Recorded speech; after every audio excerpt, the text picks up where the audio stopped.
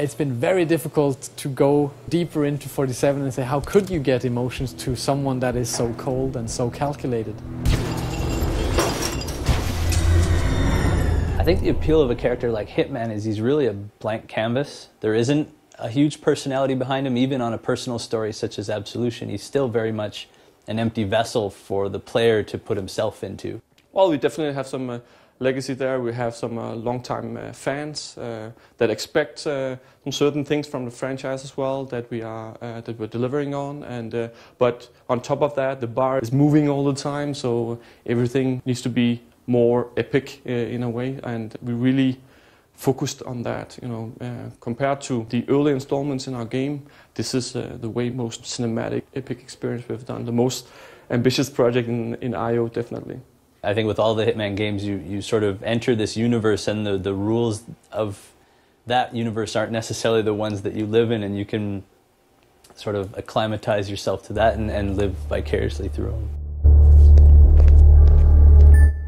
We started up a very small concept team on Hitman 5, as it was called back then. We were told basically that everything was allowed. We kind of did 4 games in a row that was very much an evolution of the same game, you could say. They got kind of beefed up more and more, and kind of features got added, but still the general approach to the game was the same.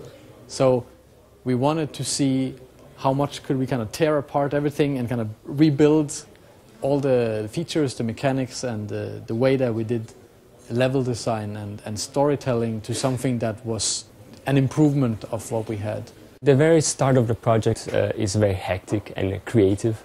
It's a wonderful time to be a concept artist because it's all about crazy ideas. We don't really know where we want to go yet. The story hasn't been defined. Everything is in flux. For us on the Absolution team, it was kind of a new approach that we had quite a lot of time and we had quite a lot of effort going into the very early stages with the story. So for Absolution, we wanted a more personal story, and we wanted it to revolve around 47 himself and him driving the story forward. We have this central character to the franchise, which is called Diana Burnwood, which has been with him through all the games. And the first thing that we do is to tell 47 that he has to go and assassinate Diana. She's been betraying their agency, and she has broken out. She's taken this girl called Victoria that is very important to the agency, and 47 has to go and kill her. 47? So this is the first mission that you encounter as a player. Naturally, there's a lot of questions from the hardcore fans and the community to, okay, this is a very strange step for us to be taking, but it's also, if you look at it from a dramatic point of view, it's incredibly hard to take a character that basically has no emotions in what he does and say, how do we make this character have any kind of emotional response to something? And taking something that is very close to him and kind of exposing that is a way for us to also shake him up a little bit. It's a personal journey for Agent 47, and you really get closer to him and you really learn more about him.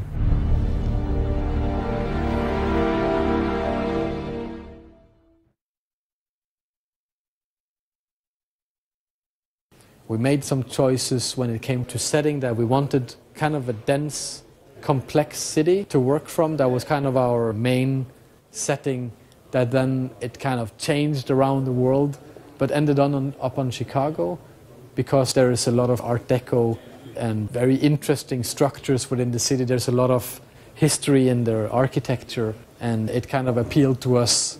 Every level starts with a brainstorm where you have an idea. Would it be fanciful to have a level take place in a factory or in a high-class mansion or in a derelict library, like we did in the E3 level? And of course, all these levels have to follow the storyline, but it always starts out with like an idea. And we make a really high concept of it, which is just an inspiration for everyone that is going to work on it. They see it, oh, it's this type of style, it's this type of props that are going to populate the level, and it's maybe this type of time of the day with the lighting. This is what we're going for. Once that is done, the level designers actually start building a level out of just mock-up geometry. Mock-up geometry doesn't look good, but it has a purpose that it just tells you where your covers are, where your walls are, basically how the level is. Once they are done, and they are confident that they have proven their gameplay on the level with the patrols and the kills and accidents that could happen on the level, they give the mock-up geometry back to the concept department that starts to paint over and create the style of the level and specifying all the small assets that are present on the level. After we are done, the 3D artist can take over and start populating it. And at the same time also the character artist can take the character concepts and create the assets that will be on the level.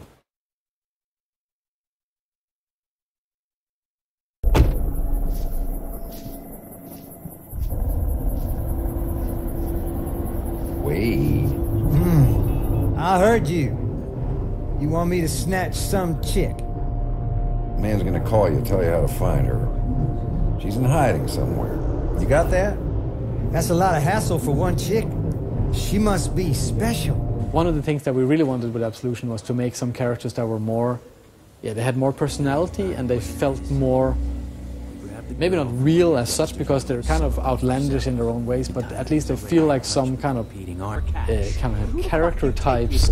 Look, you get me 2.5. There's a large number of, you could say, main characters that are more or less targets through the game, and then there's other characters coming in kind of from the side, becoming targets as 47 goes through the story.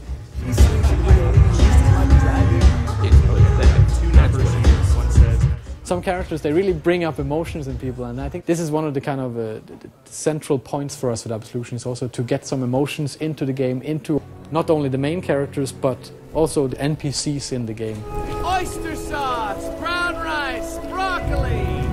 I think this game excels in letting you be like the fly on the wall. Like you just walk into a room and then these people are doing their thing, so if you don't disturb them, they will actually have their little conversation.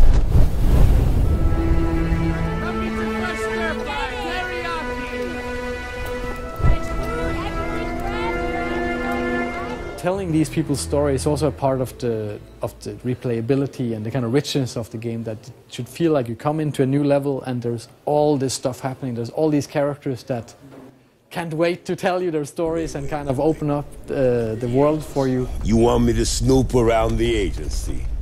Were you crazy? Yeah, you crazy.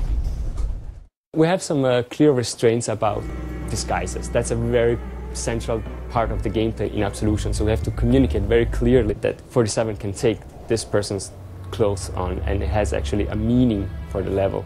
His normal look is very classic, with the black suit, the red tie and silver ballers and the fiber wire, and that's not something that we want to tamper with too much. Where we push the limits is on the disguises that he can take on during the course of the game.